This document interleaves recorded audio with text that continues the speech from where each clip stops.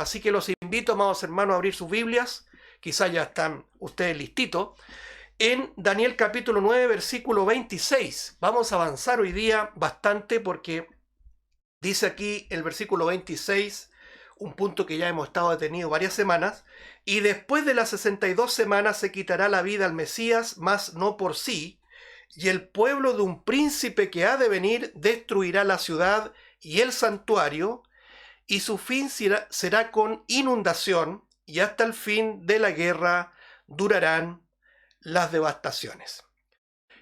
Clamamos al Señor para que su Santo Espíritu nos ayude a seguir escudriñando todo esto que es de verdad un manantial inagotable, como lo hemos dicho, sacando esas perlitas incrustadas en la roca de riqueza profunda, de profundidad increíble para cada uno de nosotros. Que el Señor nos ayude a ser muy niños en esto, muy dependientes del Señor y no sabios en nuestras propias ideas, que sea el texto el que nos enseñe y la profundidad del mismo. Bien, lo primero, hermano, en versículo 26 hemos hablado que después de una cota de tiempo se dará muerte al Mesías, que fue precisamente lo que ocurrió. Aquí habla de la semana 62, y que siempre lo aclaro, hermano, porque nunca sabemos si hoy día se integra recién un hermano o una hermana a estos estudios. En beneficio de ello, siempre es bueno el repaso. Cuando habla de 70 semanas, que esta es una profecía que se le fue revelada al profeta Daniel a través del ángel Gabriel, estas 70 semanas son semanas de años, no son semanas de días como en nuestra cultura occidental significa exclusivamente la palabra semana, de modo que cada semana en el texto de acá de Daniel 9, cada semana profética, equivale a una serie de 7 años. Por lo tanto, al hacer la equivalencia entre 70 semanas y trasladarlas a años, son 490 años.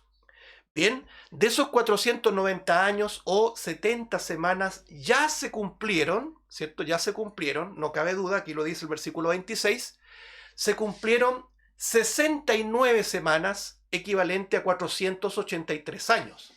Por lo tanto, entendemos que queda una semana pendiente y que equivale a 7 años.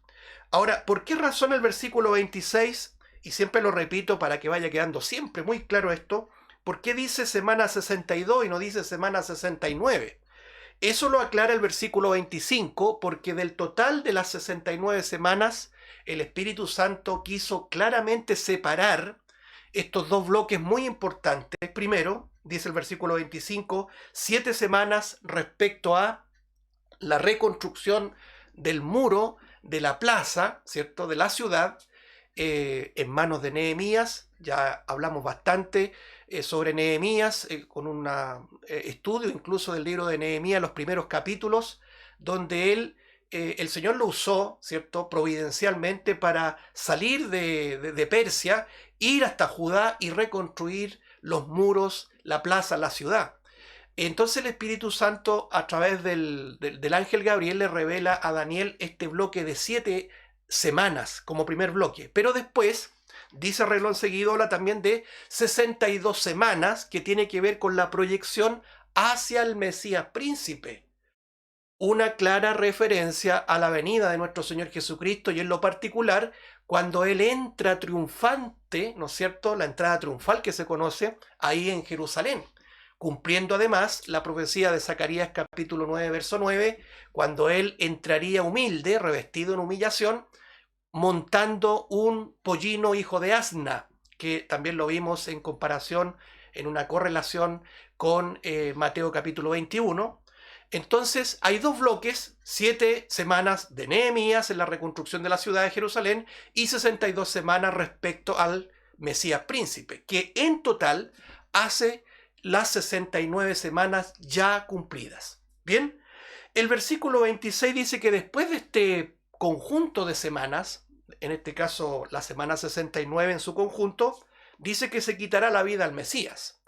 Jesucristo, nuestro Salvador, y en el término más hebreo es Mesías, vino a este mundo a morir. Cosa que no pudieron ver, no pudieron discernir los dirigentes, ¿no es cierto?, del pueblo de Israel. A pesar de que en la entrada triunfal la gente ¿Se acuerdan ustedes que aclamaban, ponían palmas en el suelo y decían una expresión, ¿no es cierto?, muy hebrea, Baruch Hashem, bendito el que viene en el nombre del Señor? Una expresión de salvación. Ellos reconocieron al Mesías Salvador, pero los dirigentes del pueblo de Israel no aceptaron la salvación de aquel Mesías, y todos sabemos que después, días más tarde, prefirieron la liberación de un delincuente, de un ladrón, de un asesino llamado Barrabás. Bien, todo eso lo hemos estado estudiando y ahondamos un poco en lo que significa la muerte del Mesías desde las profecías que se proyectaban desde inclusive 1000 años antes, hermanos, con una precisión y una exactitud que uno queda asombrado, ¿cierto? Estuvimos indagando sobre específicamente el Salmo 22, escrito aproximadamente 1000 años antes de Cristo, podríamos decir 1000 años antes que sucediera la profecía, se cumpliera de manera literal, pero los hechos que relata David ahí son extraordinariamente exactos, hermanos, y lo estuvimos viendo. Cómo el Señor padece en la cruz, y aún más la propia frase del Mesías ahí entre la hora sexta y la hora novena, fue la misma que David en un sentido profético, inspirado por el Espíritu Santo, dijo 1000 años antes: Dios mío, ¿por qué me has desamparado? Profecías como esa y tantas otras que observamos nos permitieron primero asombrarnos de la precisión profética y también nos ayudan a seguir mirando este libro como una flecha, ¿no es cierto?, de proyección profética, hermanos. La profecía pasada es historia cumplida y la profecía futura es una historia que se va a cumplir. Nadie va a poder alterar el itinerario exacto que Dios ya tiene trazado. Esa es la primera parte. La siguiente semana, y con esto también termino este punto, estuvimos abordando esta frase del versículo 26, que se le quitará la vida al Mesías, con una frase, dice, mas no por sí.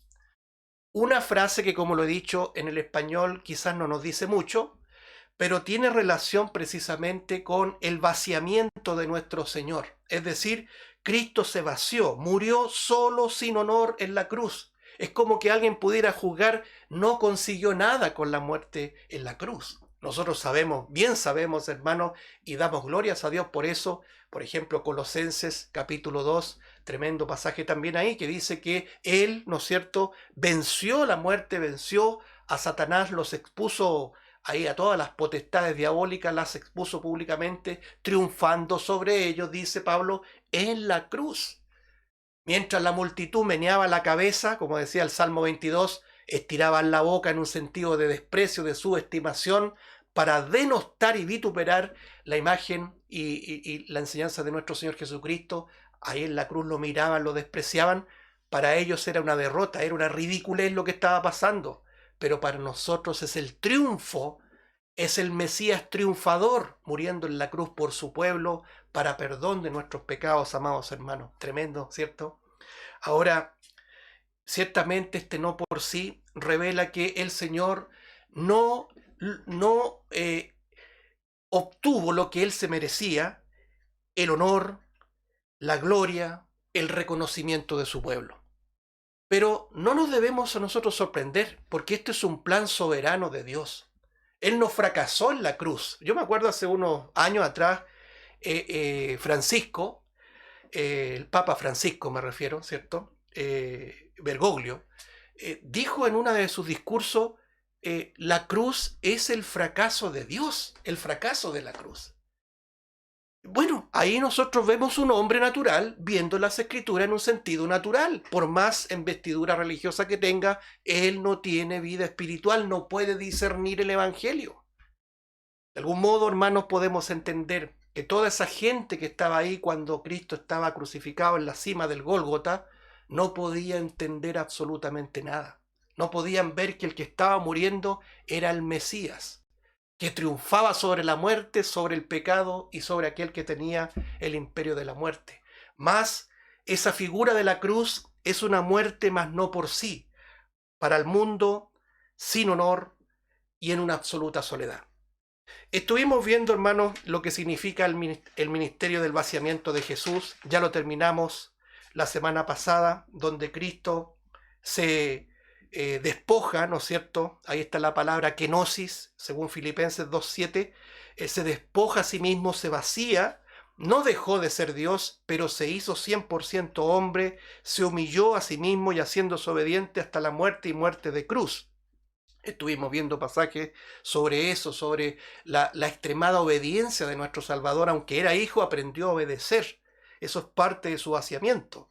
Vemos que Él se despojó de su riqueza para que nosotros fuésemos enriquecidos, según a Corintios capítulo 8-9. Vimos que Él aceptó los vituperios. Acuérdense esa palabra vituperio que la aclaramos, significa este ataque a deshonrar la reputación de una persona. El Señor fue atacado duramente en cuanto a atacar, valga la redundancia, su reputación, sentimiento personal de deshonra. Él aceptó el vituperio, ¿no es cierto? Dice, los vituperios cayeron sobre mí. Romanos 15:3. Lucas 2:7 vemos que el Señor no tuvo dónde nacer. Él nació en un pesebre prestado porque no había lugar en el mesón. Fue rechazado por su pueblo. Juan 1:1 dice, a los suyos vino y los suyos no le recibieron. Fue despreciado porque no tenía academia, no tenía estudios, ¿cierto? Y decía, no es este el hijo del carpintero, despectivamente. Mateo 13:54 al 57. Perdón. Dice que también el Señor se hizo pobre, no tenía donde recostar su cabeza, según Mateo 8:20. Se hizo servidor a tal punto que lavó los pies de sus discípulos como el más básico de los esclavos, Juan capítulo 13, verso 1 al 5. Cuando entra en Jerusalén como el aclamado, ¿no es cierto?, como el rey, tuvo que pedir prestado el asna y un pollino de asna para cumplir la profecía de Zacarías 9:9, según Mateo 21, 1 al 3, que la mencionábamos con anterioridad.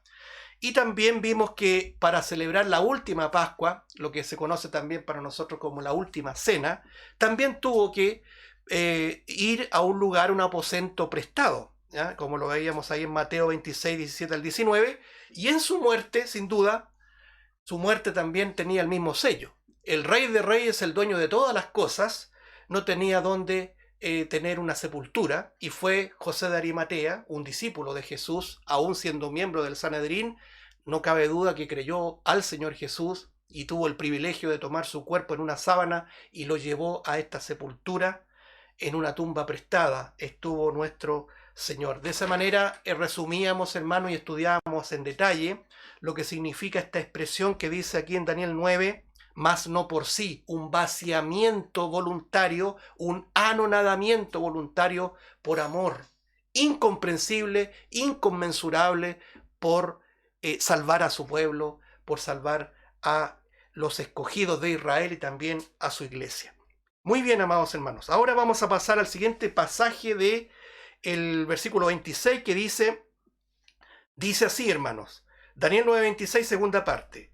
Y el pueblo de un príncipe que ha de venir destruirá la ciudad y el santuario, y su fin será con inundación, y hasta el fin de la guerra durarán las devastaciones.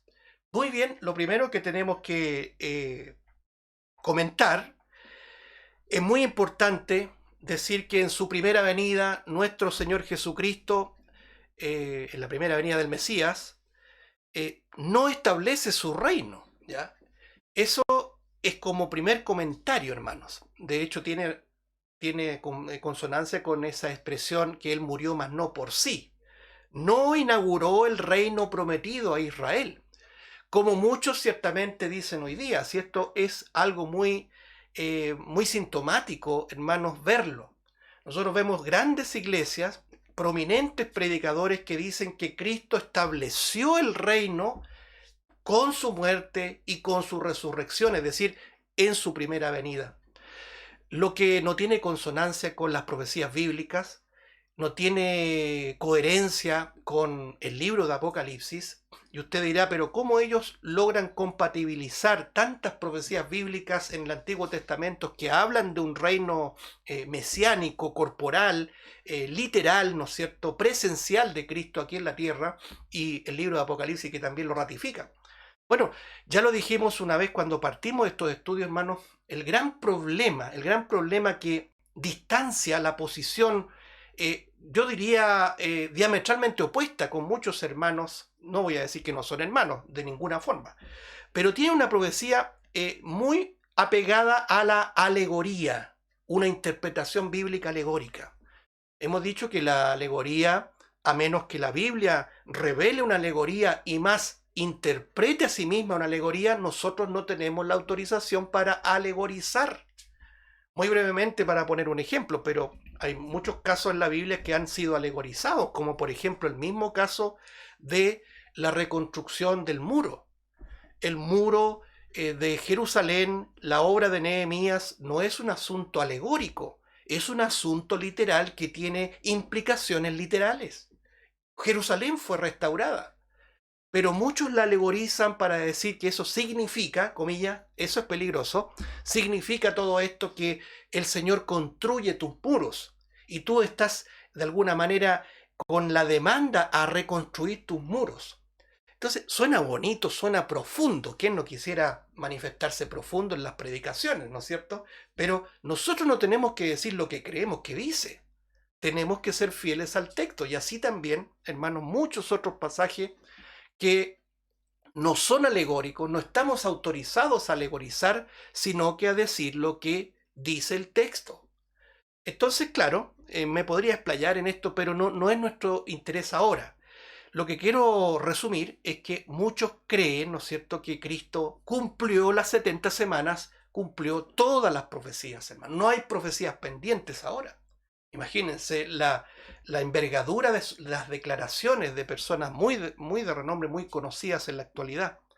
El problema es que cuando vamos a los textos, tenemos un gran conflicto y tenemos que forzarlos para tener esa postura escatológica, profética. Lo que vemos nosotros en un sentido natural es que la primera venida de Cristo, Cristo muere por su pueblo, Él no establece su reino. Esta misma expresión, más no por sí, es que Cristo no establece su reino. Pero el que no haya establecido su reino no significa que en el futuro sí va a cumplir sus propias promesas que abundan en el Antiguo Testamento y también en el Nuevo, en que Él va a volver y va a reinar corporalmente aquí 1000 años. Apocalipsis capítulo 20 menciona 6 veces la palabra 1000. Así que no es un asunto rápido de decir es un sentido simbólico, no. Habla de una cota de tiempo que nosotros, si queremos ser serios en enseñar la Biblia, tenemos que respetar. Y eso de respetar significa muchas veces renunciar a lo que aprendimos, renunciar a los concilios, renunciar a los sínodos, ¿no es cierto?, y a los catecismos, que es como una palabra tan autoritativa como la Biblia, para muchas iglesias que son confesionales. Bueno, ese es un tema aparte, ¿no es cierto? Entonces, en consonancia con eso, el versículo 26 sigue la proyección profética y anuncia un pueblo y dice de un príncipe que ha de venir. Habla de un pueblo y de un príncipe futuro, ¿ya? Nosotros vemos acá, amados hermanos, que el pueblo al cual se refiere Daniel 9:26 no podría ser otro sino el pueblo romano. Son los romanos. El pueblo que ha de venir es Roma. Y el príncipe, fíjese usted que aquí hay una coherencia en esto que dice, y el pueblo de un príncipe que ha de venir, evidentemente también alude a un personaje romano. No podría ser de otra forma la lectura. El pueblo de un príncipe que ha de venir. Es decir, tanto el pueblo como el príncipe que ha de venir es de Roma. Es romano. Pero aquí quiero hacer inmediatamente la aclaración y la vamos a seguir repitiendo. No puede ser el famoso general Tito, del cual vamos a hablar en extenso hoy día desde ya, ni el propio padre de Tito, que es Vespasiano, encargado de destruir Jerusalén en el año 70, porque hay un hecho histórico, hermano, que lo vamos a estar leyendo, un hecho histórico, que confirma que esta profecía del versículo 26, que no es en las 69 semanas ni tampoco en la semana 70, eso es muy importante, también lo vamos a ir repitiendo, sino que en este lapso, por decir así, en medio de este paréntesis profético, en esta espera, en un lenguaje musical, en este compás de espera, muchas cosas ocurrieron. ¿Qué ocurrió en este paréntesis? La muerte del Mesías. Cristo no murió en la semana 69 ni tampoco en la 70, murió en este paréntesis, en este compás de espera. ¿Qué ocurrió también en la semana 70? En este paréntesis, la destrucción de Jerusalén en el año 70. Y se cumple el versículo 26 con lo que dice acá, que el pueblo de un príncipe que ha de venir, destruirá la ciudad y el santuario. Algo que yo meditaba, hermanos, que es muy importante también señalarlo, antes que se me olvide, es que tanto el versículo 24, 25, 26 y 27, que conforma la gran profecía de las 70 semanas, en todas se menciona directa o implícitamente Jerusalén y el santuario. Porque el centro de la profecía es Israel, amados hermanos. Y siempre enfatizo esto, hermano, y quiero poner cierta vehemencia. La iglesia no es Israel. Israel es un pueblo escogido por Dios, un pueblo terrenal con promesas y recompensas terrenales. Pero la iglesia es un pueblo espiritual escogido por Dios, con promesas y recompensas celestiales. No podemos mezclar estos dos pueblos. El apóstol Pablo dice a los corintios, ¿no es cierto?, no seáis tropiezo ni a judíos, ni a gentiles, ni a la iglesia de Dios. Evidentemente la iglesia de Dios, la iglesia de Cristo, está compuesta por judíos y gentiles, pero deja en el marco de interpretación muy claro, y para qué decir otros textos como Romanos 11, en que la etnia, ¿no es cierto?, israelí, ¿cierto?, el remanente de esta raza, por decir así, no me gusta usar la palabra raza, pero esta etnia, de algún modo los descendientes de la promesa, que es Israel, este remanente será salvo. Israel es Israel, la iglesia es la iglesia.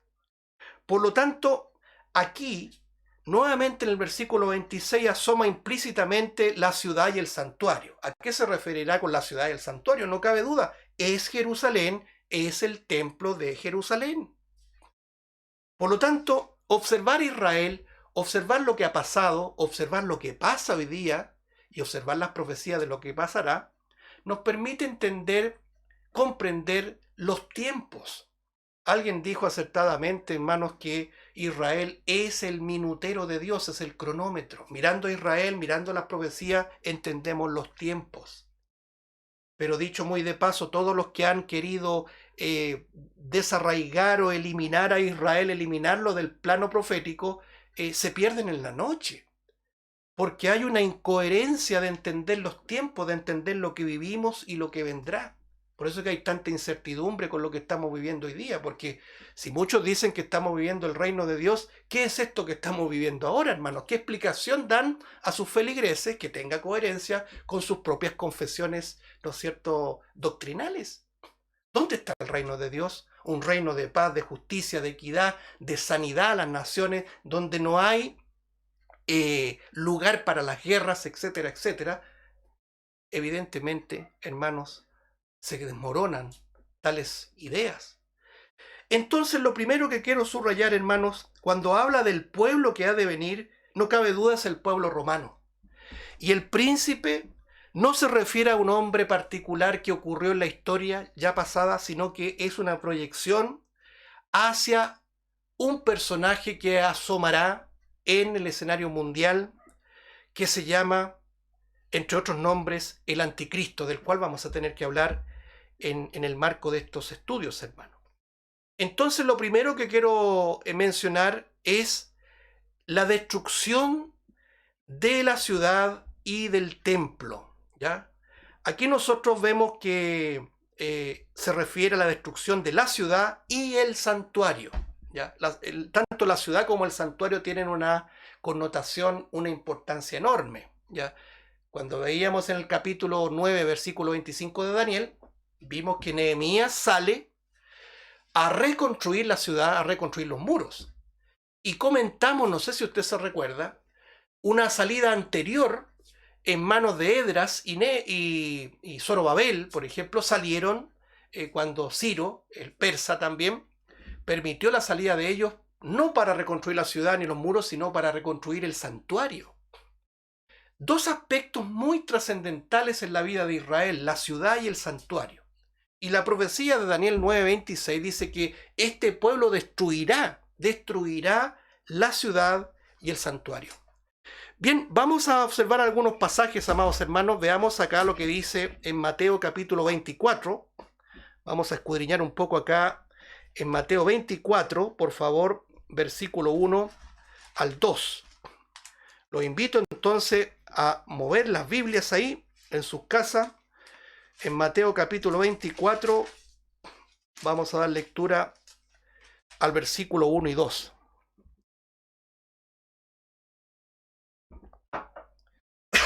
Dice así, Mateo 24, 1 y 2.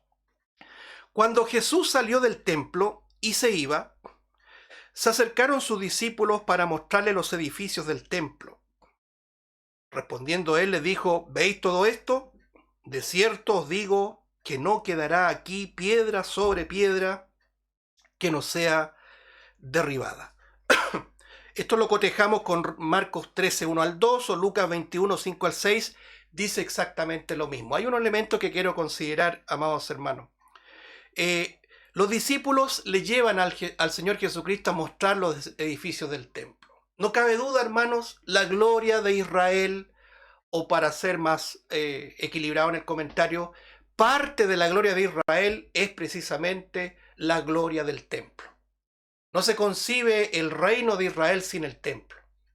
De hecho, actualmente nosotros vemos imágenes en ciertas fechas cuando los rabinos ortodoxos, ¿ha visto esos que andan con un gorrito y vestidos de negro, van ahí a los restos del muro del templo, ¿cierto?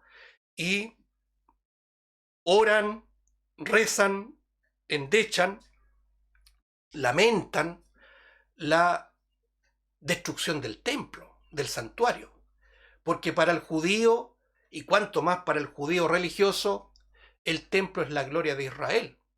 Y ponen ahí unos pergaminos entre medio de las piedras, ¿no es cierto?, de los restos, que se dice ahí en la explanada donde ahora luce colosalmente, no el templo de Jerusalén, sino que la mezquita, conocida como la cúpula de la roca, ¿cierto? El domo de la roca, una cúpula dorada que si no estuviera, usted no reconocería Jerusalén. Usted ve Jerusalén así en una foto y ve la colosal cúpula o domo de la roca. Entonces los rabinos, los ortodoxos judíos, endechan, lamentan la destrucción del santuario. Entonces, teniendo esa perspectiva, nosotros entendemos que los judíos, los discípulos de Jesús también tenían esa gloria. Y no creo, hermanos, que ellos tenían otra proyección sino la parte exclusivamente material. Este es el templo de Dios, esta es la casa de Dios. Y el Señor Jesucristo les dice una profecía tremenda, que los tiene que haber inquietados, quizás se miraban unos a otros cuando le dice, ¿ven todo esto? Los mismos edificios que los discípulos le querían mostrar al Salvador, fueron los que el Señor dijo, ¿ven todo esto? Bueno, no quedará aquí piedra sobre piedra que no sea derribada. Muy de paso, hermanos, como aplicación práctica en la actualidad, hoy día muchas veces líderes de iglesias tienen puestos sus ojos en el edificio más que en la gloria venidera. El mismo error que cometieron los discípulos, hermanos, el mismo error que cometieron los que estaban con el Mesías transitando en estos años, en estos 3 años y medio prácticamente de discipulado. Aún así, ellos tenían solamente puesto los ojos, la mira, ¿no es cierto?, en lo terrenal, en lo arquitectónico, en el templo visiblemente ahí en Jerusalén. Entonces el Señor primero les dice, esto será derribado. De la misma forma, hermano, nosotros como creyentes no podemos tener nuestra mira puesta en lo material, en la arquitectura, aunque sea muy bella. Yo me acuerdo cuando, no sé si el año pasado o antepasado, ya no me acuerdo, pasa tan rápido el tiempo, en el mes de abril se quemó la famosa esta catedral de Notre Dame allá en París, allá en Francia, ¿cierto? Y bueno, no solamente los feligreses católicos, los líderes católicos penaban, ¿no es cierto? O de alguna manera endechaban también, lamentaban la destrucción de esta obra arquitectónica, sino que también líderes evangélicos, hermanos. Eso es lo que me parece muy sorprendente, cometiendo el mismo error de los discípulos de antaño, poniendo la mira en donde el Señor propio dijo, ¿no es cierto? Ven todo esto, aquí no quedará piedra sobre piedra que no sea derribada. Entonces es muy importante eso, hermano, siempre. El Señor dice, puesto los ojos en Jesús, el autor y consumador de la fe. Todo lo que vemos aquí en el plano terrenal terminará un día, hermanos. Como dice Pedro, todo lo que vemos está reservado para el fuego. Entonces, ¿qué quiero ahora señalar? Que aquí hay una profecía concreta del Señor Jesucristo que les anuncia la destrucción de Jerusalén. La destrucción específicamente del templo. No quedará piedra sobre piedra que no sea derribada. La destrucción del santuario. Ahora, es bien interesante, hermanos, considerar que cuando voy a mencionar algunos aspectos históricos, que es bueno repasarlos también para ir entendiendo, cuando los soldados romanos entran y sitian, invaden Jerusalén y específicamente destruyen el santuario, ellos quemaron el templo. Ellos lo quemaron porque tenían también el interés de recuperar el oro que había adentro, en las incrustaciones de oro. Acuérdense que era un templo glorioso, hermano. Entonces prácticamente fundieron el templo y para después rescatar el oro tuvieron que separar piedra contra otra piedra para rescatar el oro, de modo que se cumple literalmente lo que nuestro Señor Jesucristo dice, no quedará aquí piedra sobre piedra que no sea derribada. De modo que esta selección, esta calificación que se dieron el trabajo los soldados romanos de tomar todas las piedras y separarlas, obviamente para cumplir la profecía del soberano, también tenía un aspecto delictual de robarse todo el oro del templo, hermano. Qué increíble. Pero nosotros vemos, hermano, y quiero detenerme en esto, en un aspecto muy histórico, que este conflicto judío-romano, conflicto judío-romano no comienza el año 70. Esto comienza y se agudiza en el año 66. En el año 66 es la primera, ¿no es cierto?, revuelta judía, revuelta o rebelión o insurrección o revolución judía. En el tiempo del Señor Jesús, estamos hablando, vamos a redondear una cifra, no vamos a entrar en polémicas más o menos, pero en los años 30 de nuestra era, año 30, ya habían evidentemente entes revolucionarios, como en todas las edades del ser humano. ¿Ya? Ahora mismo nosotros aquí en Chile estamos ya a las puertas de quizá otro movimiento, ¿no es cierto?, de insurrección y etcétera. Bueno, en ese tiempo existían los llamados celotes. No sé si usted ha oído hablar de los celotes. Los celotes eran personas que tenían una actitud rebelde, radicalizada, ¿no es cierto?, muy violenta, de querer reivindicar a Israel por la fuerza, ¿ya? De hecho, se dice que este Barrabás, el delincuente, porque dice, Juan le asigna un aspecto, un calificativo a Barrabás, le dice que Barrabás era ladrón, pero Marcos también da un antecedente adicional, que Barrabás pertenecía a un grupo de sediciosos, y hubo una revuelta ya en los tiempos de Jesús, y ese fue también comandado por, o parte del movimiento por el mismo Barrabás.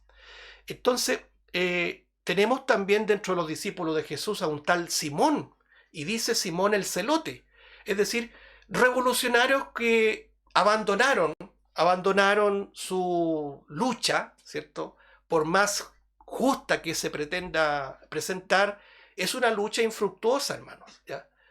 A propósito de lucha de clase, a propósito de toda la injusticia social, los celotes han existido toda la vida hasta el día de hoy y van a seguir existiendo hasta que Cristo venga y ponga en orden todas las cosas. ¿Y por qué existen los celotes? Porque por otro lado hay una hegemonía despótica que hace y deshace con el pueblo. Entonces son extremos, hermanos, los que viven en privilegio, que quieren solamente privilegiar un aspecto de la sociedad, generan por sí mismos los celotes que quieren rebelarse contra el imperialismo, ¿no es cierto?, en este caso de Roma. Entonces, contextualicemos. Roma tenía subyugada toda la área de Judea, todo Israel, estaba bajo el dominio romano, y en el año 66 comienza por primera vez la revuelta judía, ¿ya? Hay un historiador famoso, yo sé que usted lo debe haber, al menos de nombre conocido, que es Josefo, ¿ya? Flavio Josefo, después pasó a llamarse Flavio Josefo, que es un historiador de ascendencia judía romana, ¿ya?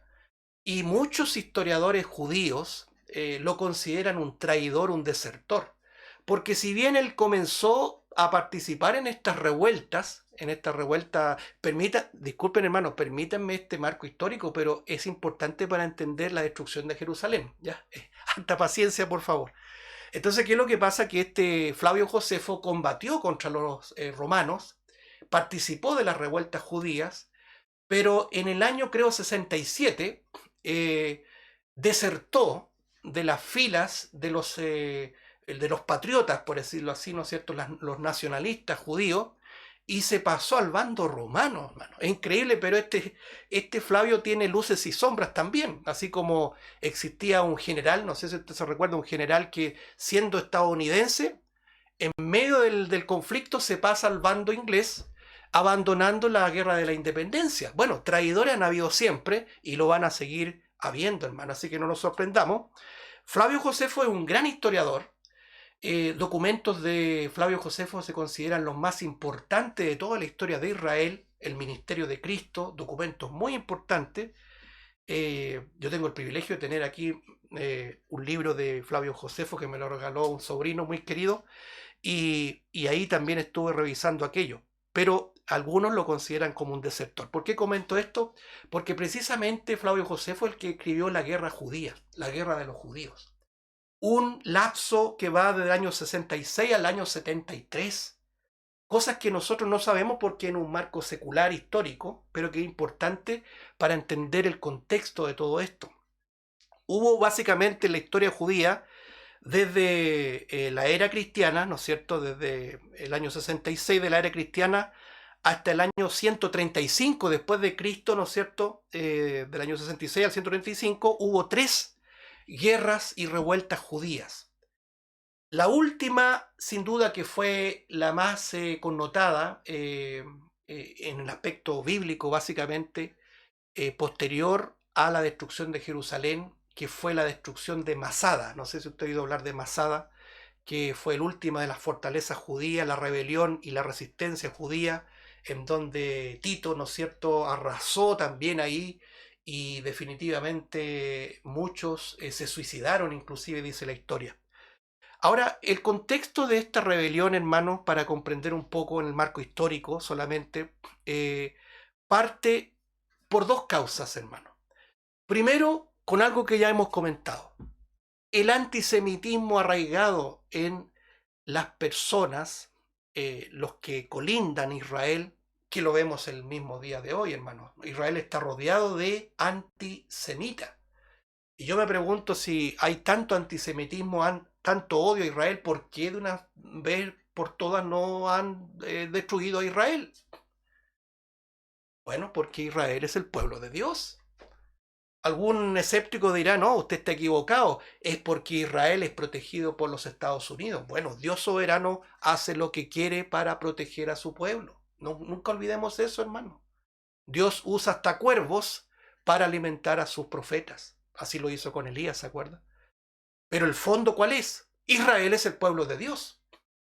Entonces, las 2 causas de esta rebelión judía, que comienza el año 66 y termina el año 73 en su primera guerra judía, fue precisamente por una masacre judía y un sacrificio pagano que se hizo en el año 66 en Cesarea, donde nosotros vemos que, como eran lugares cosmopolitas, venían de diferentes lugares, y se hizo una masacre, un linchamiento en contra de judíos, el odio acérrimo al pueblo de Israel, Y la guarnición de Roma, que era la encargada de mantener el orden ahí en toda esta zona, ¿no es cierto?, de Israel, no hizo absolutamente nada. Esa fue la causa inicial. La segunda, la que ya encendió la ira de todos los judíos, fue que en ese tiempo, el año 66, estaba como procurador Gesio Floro. Antiguamente era Poncio Pilato, ¿se acuerda? Del famoso Poncio Pilato del cual estuvimos hablando. Pero Gesio Floro se aprovechó del pánico como buen político. ¿Y qué es lo que hizo? Arrasó con los tesoros del templo, hermanos. Fue allá como un vil delincuente, ¿cierto? A veces dicen tal o cual presidente, ¿cierto?, arrasó con tal banco y etc. No nos cuesta creer eso, hermano, porque ya ha existido siempre. Este Gesio Floro, procurador de las ciudades judeas, ¿cierto?, arrasó, robó el tesoro del templo, lo profanó. Entonces los judíos iniciaron una revuelta que se considera la primera guerra judeo-romana, y la ira se encendió tanto así que comenzó esta rebelión aglutinando a estos llamados celotes. Que fíjese que la palabra es bien interesante porque celote proviene de un término quizá en una transliteración a nuestro idioma que tiene que ver con celo. Ellos celaban el ser independientes y reivindicar el nombre y la gloria de Israel, la gloria política, la gloria, ¿no es cierto?, como todos siempre recordamos la gloria del reinado de Salomón, por ejemplo, que sin duda es lo que marca una semblanza, un bosquejo de lo que será el reinado justo del Mesías. Entonces vemos acá, en esta revuelta, el afloramiento de estos celotes, de estos celosos por el patriotismo judío, por querer salir del yugo de Roma, y comenzaron estas revoluciones, ¿no es cierto?, estas rebeliones, insurrecciones, que duraron varias décadas, hermano. Estamos hablando del año 66 al año 73 de nuestra era. Por lo tanto, en ese marco de rivalidades, es que ocurre precisamente esta destrucción de Jerusalén y del templo. En ese marco es cuando ocurre también el reinado de este tirano romano llamado Nerón. Acuérdense que la mayoría de los césares de Roma eran tiranos, ¿cierto? Tenemos a Nerón, Heliogábalo, Calígula, todos aquellos totalmente satánicos, hermanos, degenerados. Entonces Nerón también envió campaña en contra de Jerusalén para reivindicar la realeza del imperio, pero los judíos hacían resistencia. Así que había un marco, hermanos, de beligerante, ¿no es cierto?, de pelea, de destrucción que llevaba ya décadas. Ahora, el Señor profetiza esto en la década 30, antes del inicio de la rebelión en el año 66, y dice: ven todo esto, no quedará aquí piedra sobre piedra que no sea derribada.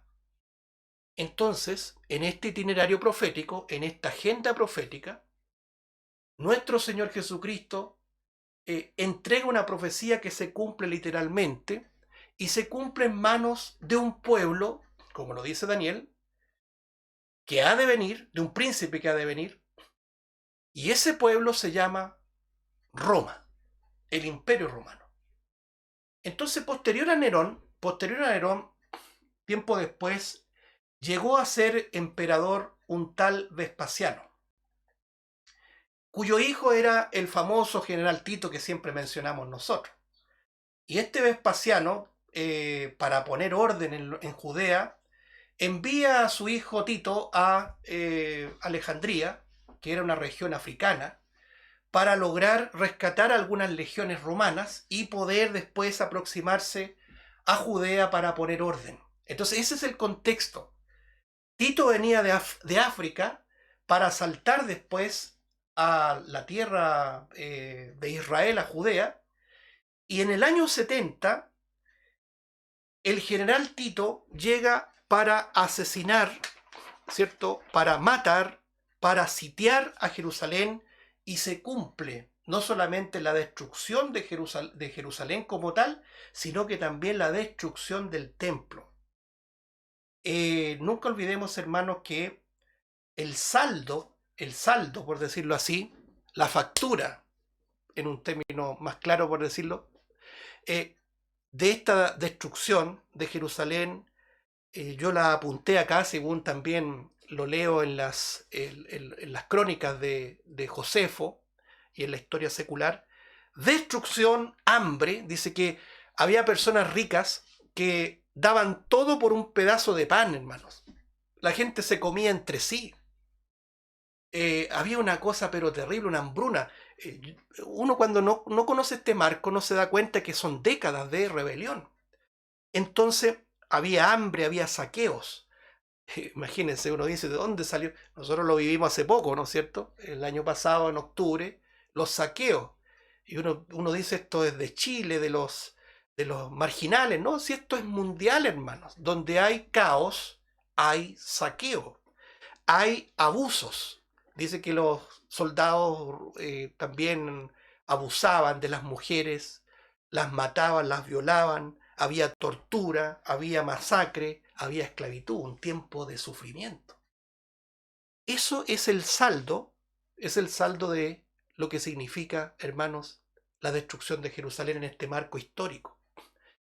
Ahora, no olvidemos, hermanos, que esta rebelión, que dura varias décadas, termina recién el año 73 con la última resistencia judía, que es la resistencia de Masada, donde ahí judíos aparapetados, ¿no es cierto?, quisieron resistir el avance de las legiones romanas, pero no hubo caso. Pero los patriotas, por decir así, los patriotas judíos, ¿cierto?, hiper, ultra nacionalistas, dice la historia que se suicidaron en lugar de ser matados. Bueno, antes de terminar el día de hoy, hermano, con este tema apasionante, espero que sea apasionante, quiero dejar introducido solamente un texto para ver la causa bíblica de por qué ocurrió toda esta masacre, toda esta destrucción tan terrible, que incluso, se me había olvidado ese detalle, incluso dicen los historiadores, Flavio Josejo, dice que el propio Tito habría dicho, lo pongo entre comillas, habría dicho, yo no podía seguir más con esto porque veía un pueblo que el propio Dios lo había abandonado. Imagínense. Un gentil, un pagano diciendo eso realmente sorprende. Lo invito a leer aquí, hermanos, por favor, en Mateo 23, Mateo 23, 33 al 36 y terminamos hoy día. Mateo 23 dice así, verso 33. Miren lo que dice el Señor Jesús, Mateo 23, 33. Serpiente, generación de víboras, ¿cómo escaparéis de la condenación del infierno? Por tanto, he aquí, yo os envío profetas y sabios y escribas, y de ellos a unos mataréis y crucificaréis, y a otros azotaréis en vuestras sinagogas y perseguiréis de ciudad en ciudad, para que venga sobre vosotros, note el versículo 35 como inicia, para que venga sobre vosotros toda la sangre justa que se ha derramado sobre la tierra, desde la sangre de Abel, el justo, hasta la sangre de Zacarías, hijo de Berequías, a quien matasteis entre el templo y el altar. Verso 36, note, de cierto os digo que todo esto vendrá sobre esta generación. Una clara alusión a la destrucción de Jerusalén, a la destrucción del templo, y que ocurrió, como lo hemos también comentado en el marco histórico, el año 70 de nuestra era.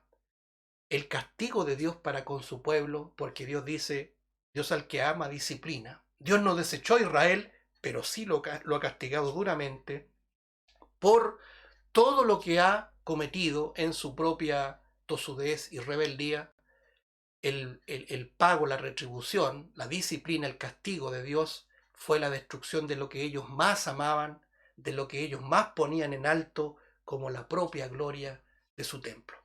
Que el Señor bendiga su palabra. La próxima semana, evidentemente, vamos a continuar con esto. Esto es una introducción para seguir en este apasionante estudio de las profecías bíblicas, las 70 semanas de Daniel. Oramos. Padre Celestial, te damos gracias por tu palabra. Gracias porque es una palabra profética, una palabra que nos da un marco de certeza, de tranquilidad, de consistencia para caminar.